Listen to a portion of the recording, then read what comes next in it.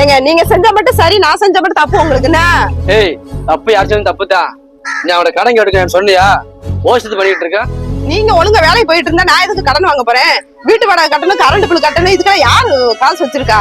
அதனாலதானே நான் வாங்கினேன். ஏய், கடன் வாங்க போறேன் ஒரு வாரம் சொல்லிக்கணும்ல, கடன் கேட்டிருக்கேன். ஆமா, வேலைக்கு போறதுக்கு துப்பு கிடையாது, சும்மா என்கிட்ட மட்டும் வீம்புக்குன்னு சண்டை கட்டிட்டு வர்றது. ஏய், அடிச்சு பல்லுதான் உடச்சு பண்ணி பாத்துக்க. ஒழுங்கா என் பேச்ச கட்டி இருக்குன்னா இரு, என்னடா போ. எப்ப நீங்க அடிக்கிற அளவுக்கு வந்துட்டீங்களோ இனிமே நான் இங்க இருக்க மாட்டேன். நான் எங்க அம்மா வீட்டுக்கு போறேன். எதிர்மா ஏமா கொஞ்சம் நில்லுப்பா. ஏமா என்னம்மா பேசுற?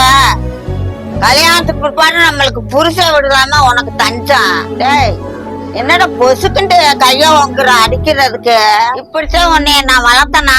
இங்க பாருங்க, ஒரு குடும்பத்துல ஒரு நல்லது கெட்டதுட்டா 2 பேரும் கலந்து பேசி முடிவு எடுங்க.